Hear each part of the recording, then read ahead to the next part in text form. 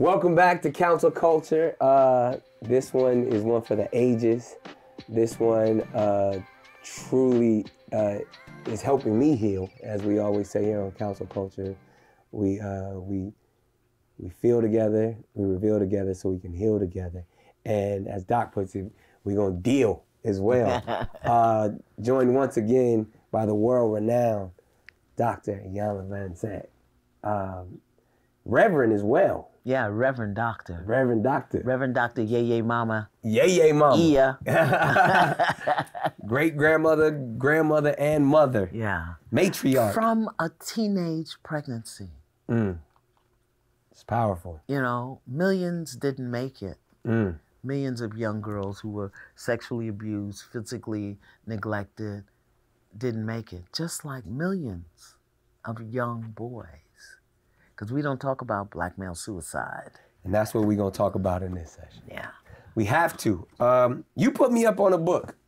I read it, dove into it immediately. As soon as we talked, I was just excited that you and I were talking. She told me, you tell me to read a book, I'm going to go get it. The Invisible Ache. Courtney B. Vance. Yeah. The Invisible And Dr. Ache. Robin L. Smith. Yes. There's a lot in that book, but specifically with Courtney, a lot of us know Courtney from all of his great roles. He played Johnny Cochran. Right. He played The DA on Law and Order. Yes. SUV. Yeah, we've seen SVU. Yeah, phenomenal actor. Well respected. Amazing father, amazing husband to the one and only Angela Bassett. Miss Angela Bassett. Yes, the queen. But he wrote an incredible book that talks about specifically his own dealings and heartaches with suicide. He lost his father to suicide when he was 30 years old. And then his nephew. As well, yeah. And it just talks about so many things, but specifically just black men in general not having the safe space to talk about the pressures of life. This topic, even the word is so intense these days that sometimes they mute it out and, you know, censor it in social media. And I think the reason why they do it is because they don't know how to deal with it. Yes. They don't say it. Don't talk about it. If you say the word, if it's in a song, we gotta mute it because we don't want it to influence that space, opposed to actually talking about it and dealing with it. Yeah. And I believe Courtney in The Invisible Ache dealt with it very well. And one of the key points was getting into therapy. Yes. Finding someone to talk to. Yes. That's what, you know, once he found a therapist that, you know, that his mother actually encouraged him and his immediate family to find after their father's suicide. Yeah. And he said he didn't even find the right one initially. He said his first one was someone where he found a black therapist. He said they just stared at each other for an hour. I've been in them type of therapy sessions. Because even as a man, when you first go to therapy, you don't know what to do. So you kind of like even some of my close friends and stuff, they'd be like, I went and I ain't get nothing. Right. You know, because you feel judged immediately. And then I believe Courtney said he eventually found someone that he was able to just pour everything out. And he just let it all out. Yeah. And, you know, from the tears to the words, he just couldn't stop. And I've been in those therapy sessions too, where you can't stop crying, you can't stop emoting, you can't stop talking. Own that. I can't stop crying. I can't stop emoting. I can't stop crying. I can't stop emoting. I can't stop talking. And those are the best therapies. So you like I said, it's like waste management for me. I come out feeling like a new person. Yeah. And I might have went in there feeling so low, so stuck, no longer wanting to be present, wanting everybody to leave me alone, wanting to shut out. Will set you free. And yeah. Integrity, your truth. Yes. Speaking it, honoring it, hearing it, looking at it, sitting in it. That's how you feel, that's how you deal, that's how you heal. And your truth will set you free. And that's why we're here. I mean, to speak the truth, but I mean, when you look at some of these numbers, And like you said, you know, just the amount of millions of Americans that are dying by suicide since 2020, and the fact that, wow, this says more men have died by 3 times more men have died by suicide than women. Absolutely. Because again, you're demeaned, diminished, devalued. We don't even. And imagine this. Everybody knows how many children you have. Yeah. And Courtney B. Vance has been in the business longer than you, been around longer than you. But, you know, how come we didn't know he was suffering? Mm. How come we don't care about that? Right. We'll be all hurt and you know, butt sore if he were to commit suicide. But do we pray for each other? Do we lift each other up? Do we have any concern? But we know how many kids you got and what race your women are. Right. That is the depravity that we have sunken into as a result of this matrix that we bought into. But anyway, that's just my little soapbox. No, but that's powerful too, because... And that is the invisible ache. I'm sorry. No, because that is the invisible ache that Courtney talks about, that you got to walk around. You're expected to be the best. You're expected to do the best. You're judged with a criteria that nobody knows about till they start judging you by it. Right. And nobody even says, brother, how you doing? Truly, how are you doing? Yeah. It's interesting because you touched on something where there's entertainers, there's athletes, there's the guy next door, there's your uncle, there's your father, that until it's too late. That's right. We didn't know. That's right. We thought he was always smiling. Yeah. He was always making, you know, TikTok and Instagram videos. Yeah. He was, every time I saw him, he had a positive word. Right. And then he takes his life. Yeah. We just lost the DJ. Yeah, Twitch. And that's one of those people, and it's so funny when I had just created this platform, Counsel Culture, and we were at, I believe it was the Fox Upfronts. And he and I had a one-on-one conversation. I was telling him, yo, I'm getting ready to build this thing, man, for us, for brothers. We get to sit and talk and emote. And he was so interested, and he was like, yeah, man, I want, you know. And when I heard about it, my heart sank. But then I literally picked up the phone and I was like, if we don't get Counsel Culture out immediately, it's gonna be more. Yeah. And, well, there are more. They're just not public. Right. But I personally saw some responsibility in that, because I remember telling them about what I was building, what I was doing. And he had an invisible ache. Yeah. He had an invisible ache. Like we all do. Yeah. And it's difficult to discuss from a male's perspective, because you don't know. Just from a man, I'm gonna tell you, you don't know. I don't know. Own it. I want you to own it. You're dealing. I want you to own it. I don't know which emotion to take seriously. Okay. Powerful.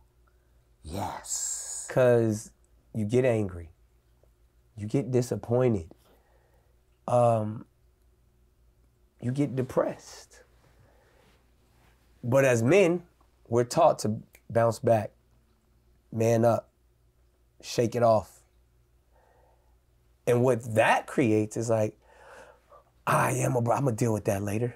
You know what I mean? I gotta be strong when tragedy happens, when we're faced with any adversity. Even if we're about to feel, we feel, but we only can feel for a certain amount of time, because we gotta be the man of the house. We gotta be the patriarch. We have to be the leader, the boss. And you have to be mild, because black men are dangerous. So if you really... you can't really, they're scared of it. You have to be inauthentic. Yeah. Because if in that moment, there's a meme out of me, about me that, 15 years ago, banging on the table, not on my watch. All right. If you did that, the police would be at the door. Oh, 100%. My son did it. Yeah. So you're also, in addition to having to shake it off, which leads to a level of inauthenticity that then leads to a level of self-contempt and confusion. Like you said, you don't know which emotion to take seriously. And is this the one, how far is this going to go down? How deep is this going to go down? So I just, back to the integrity piece, whether it's counsel culture, a small group meetings, prayer meetings, I don't know what the heck it is. You gotta talk. See, Is that the solution? Women, we gather, we talk. That's what saves us a lot of times. Yeah. And that's why when one of us takes ourselves out, it's like shocking. Yeah. Because I just talked to her. And she wasn't telling the truth, but I did talk. And they say, black women are the least amount. Yeah, because we talk a lot. We talk too much. Yeah. Black women ain't out here committing suicide. Well, we are. Not at the levels of everyone else. But we commit it in other ways. We eat ourselves to death. We eat ourselves to death. We stress ourselves to death. We sacrifice ourselves to death. Right. And even it doesn't mean that our bodies stop. We lose so much connection to who we are and what we desire and our hearts and our souls. I need to do counsel culture-esque. That's a whole nother thing. But they do talk about the resilience and the strength of a black woman. Well, because we don't have a choice. We don't have, and culturally, the thing that keeps us on it, we got to feed the babies. We gonna feed the babies. Right. If daddy ain't out hunting and gathering and bringing the deer home, we gonna feed the babies. You gonna figure it out. Okay, we got to figure it out. Yeah. And I think that's what makes us so angry sometimes when daddy walks away. But we got to do a whole thing on relationships, but we'll do that later. Yeah. Let's get back to this. I don't want to overshadow this because this is so incredibly important. And I love you, and man, but you have a level of emotional retardation because you don't have an emotional library or an emotional vocabulary. You weren't given one. You weren't taught one. Happy, sad, right, wrong, good, bad, sometimes fear. Most of you will never acknowledge fear. When I'm in therapy, they have these like pillows and signs with every emotion, the emotional wheel. And then you got to figure out which one you feeling today. And beautiful.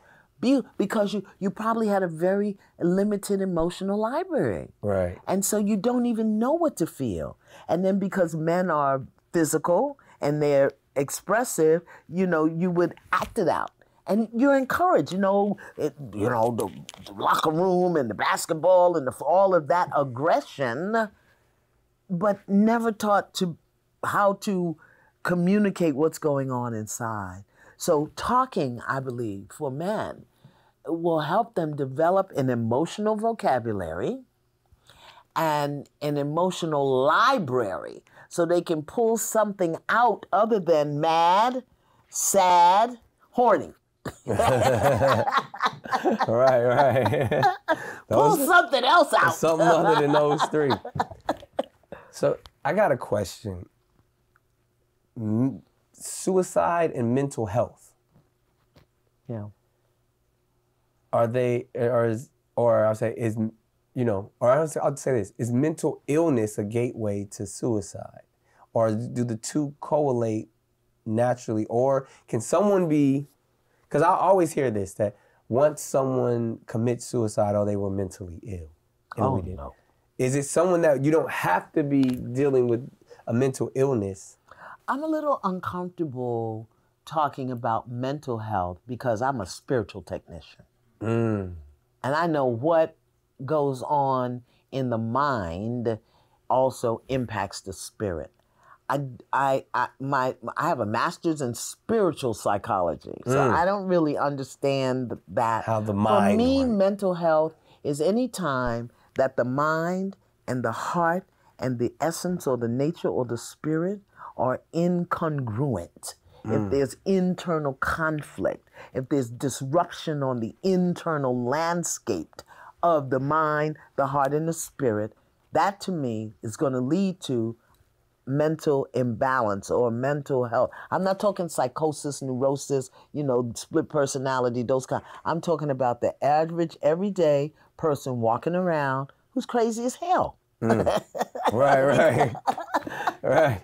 That's all of it. Because they're thinking, their mind is, overwrought with thinking that they've got wounds and hurts that have never been acknowledged, never been cared for, nobody cares, and that then their soul, they're not doing any level of spiritual work, any level of breath, any level of connection. What saved my life in the midst of a suicide attempt is a vision of the Divine Mother who came to me and said, as I'm losing consciousness on the kitchen floor full of barbiturates, who came to me and said, do you want to die or do you want to stop hurting? Okay. And in that moment, powerful. And this is how I knew it was spiritual, I said, I just don't want to hurt anymore. She said to me, then I'm going to teach you how to live. You hurt because you don't know how to live. How many black men know what to do but don't know how to live? How many of them know how to please people but don't know how to live? Live from the inside out. Live their heart, live their soul. Experiencing moments of vulnerability without losing their dignity. How many black men know how to do that? That's heavy. So let's talk about that then. I mean, spiritually. Because even if we're talking about the spirit realm and knowing who we are even beyond this dimension, sometimes no longer wanting to be on Earth. I've written tweets that people have got extremely concerned with in the past, whether I'm going through something or dealing with it, and I'll say something like, y'all can have Earth, I'm out. You know what I mean? Or I can no longer deal with, humans.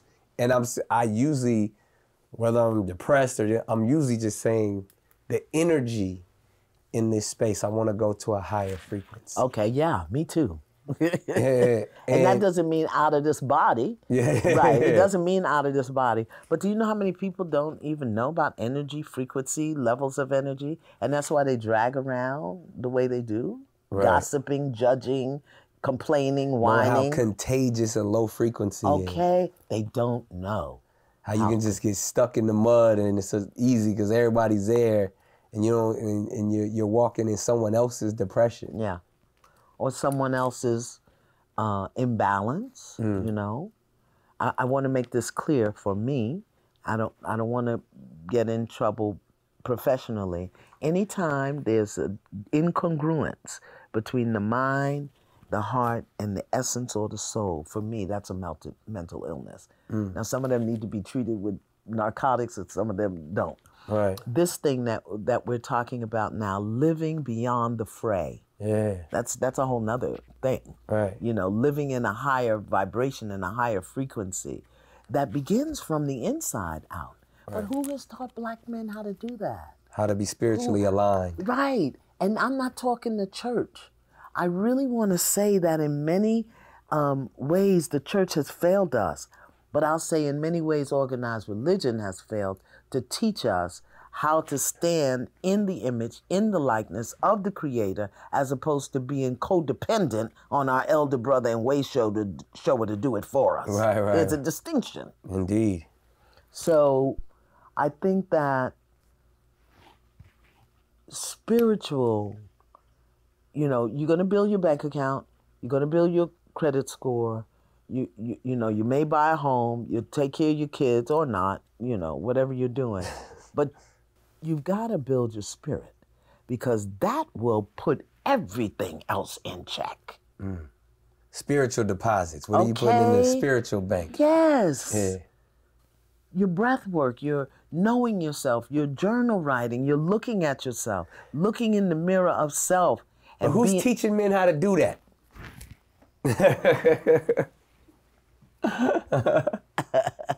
But that's what I'm saying, Doc.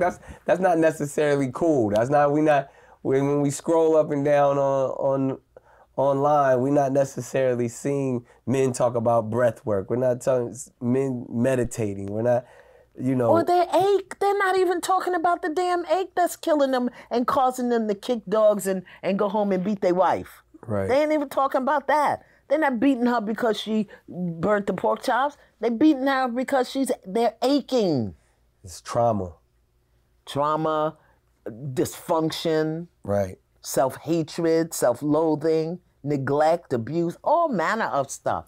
And we live in the 21st century where we can no longer continue to use those things as an excuse. Right. This is Dr. What was her name? I can't remember. She was a neuroscientist, a neuro thingy doctor, a brain doctor who had a stroke. And she said, you are responsible for the energy that you bring into the room. So men, women alike, we're talking about men today, you have to start being responsible for the energy that you bring into the room. I think one of the reasons that men use their penis and sex as a way of self-expression is because they feel so lonely. I'm not talking about you. Yes, you are. Okay, no, I'm not. But you might have not. I don't know. You talked clearly about what you feel. Yeah. But there are others. This is not all about you. Right. There are those men out there who don't think they have a value beyond their penis. We're all aching. Yeah. They don't think they have a value beyond what they can do. And what they can do is make somebody feel good. What they can do is please somebody.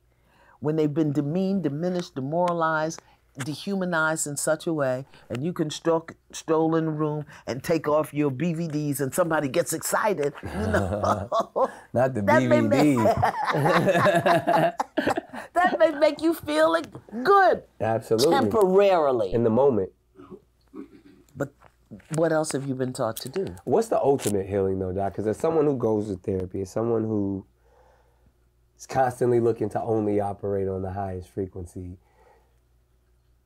it's heavy work. The highest frequency, you won't have a body.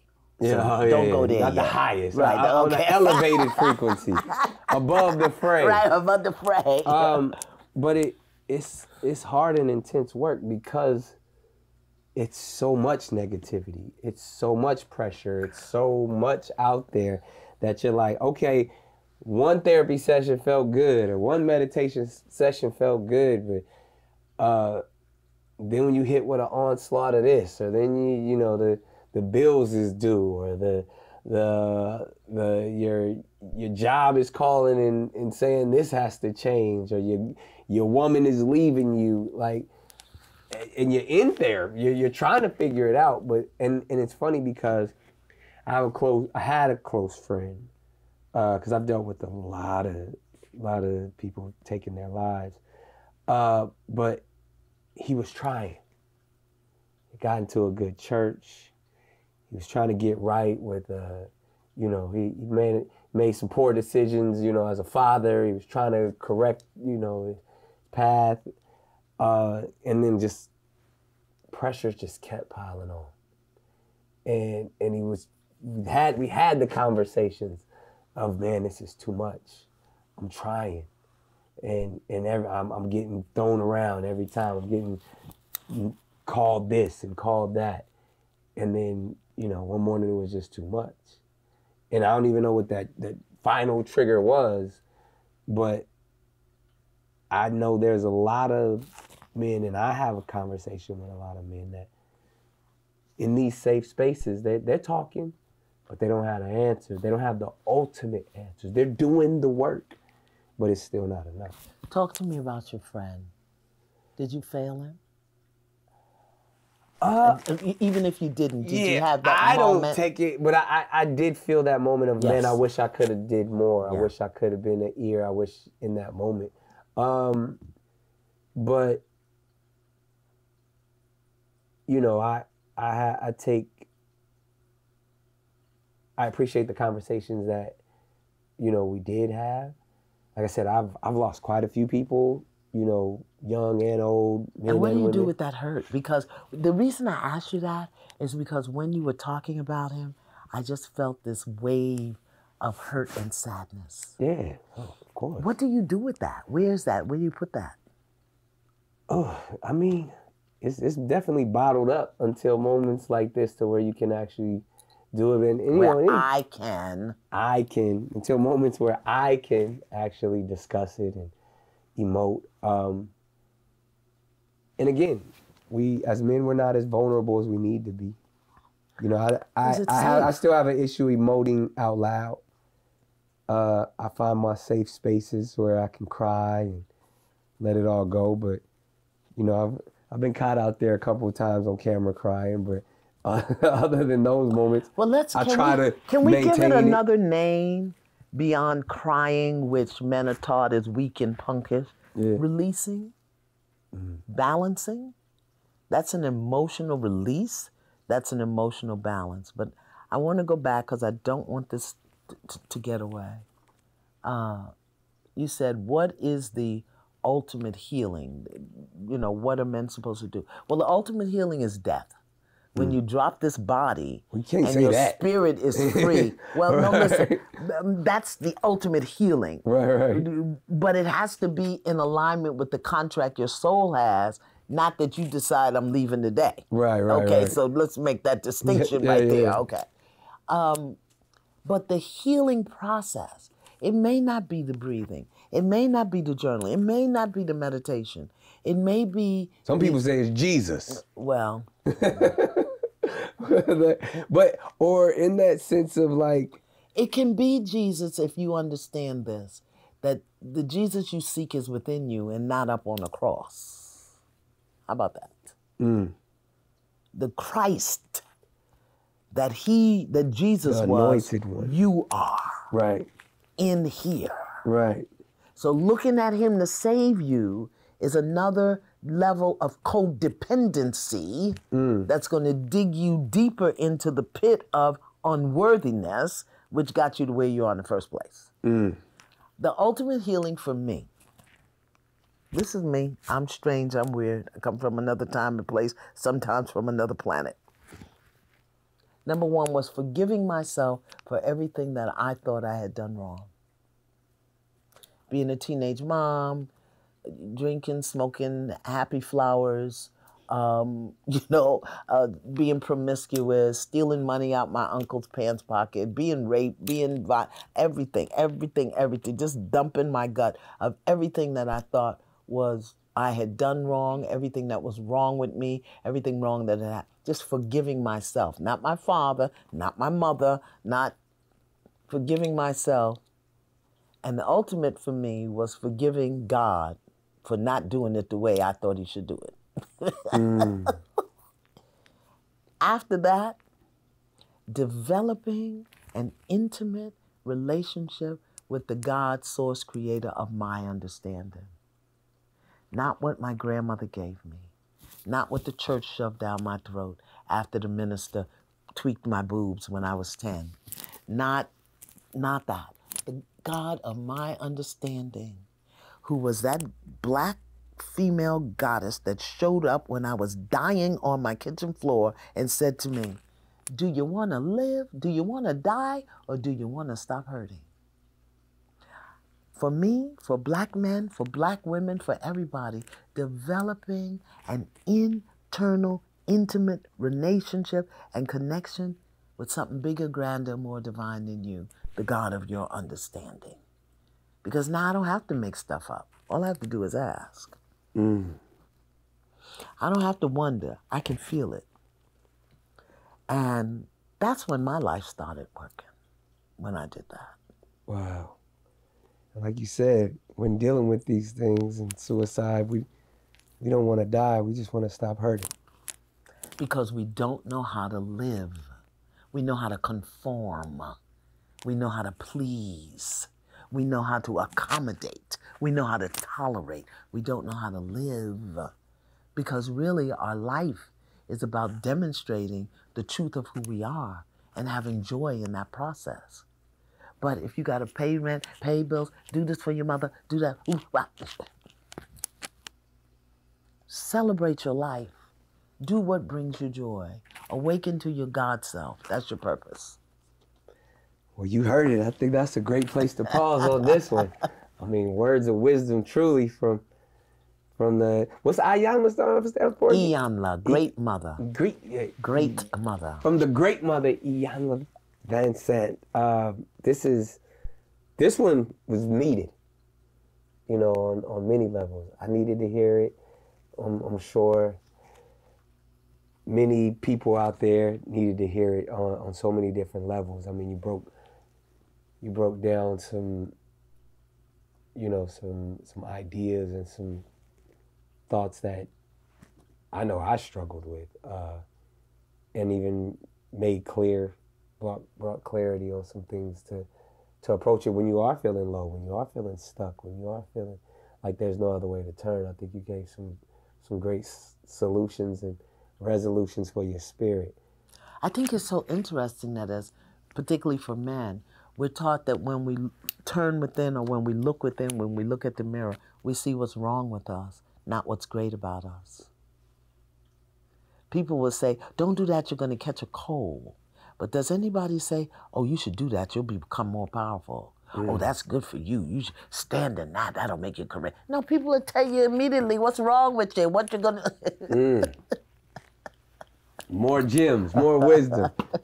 That was kind. I got to put some tea on that one. That was good. So, we ain't done though. Like, subscribe, keep commenting. We love it. And matter of fact, on our next section, we definitely going to address a lot of the stuff that's been going on in the comments, and we're gonna talk pop culture. We're gonna talk about in a way that you can help. You're gonna have to help me a little bit got now, you. because I still don't know how to read the emojis. I got you. But the next one we're gonna get into is gonna be called healing in the public eye. Okay. There's a lot of specifically black men, entertainers, public figures that are going through a lot right now. Yes, I know. And they need some fixing. They need you to come and fix their life. I like to cook. Maybe I'll have a bunch of y'all over for lunch and I'll cook. That's fire. I'm there. Say less. We got another And I got a segment. nice big kitchen and I everything. heard that. We pulling up to the crib. All right, y'all. This is it. Another Counsel Culture. We'll check you on the next session.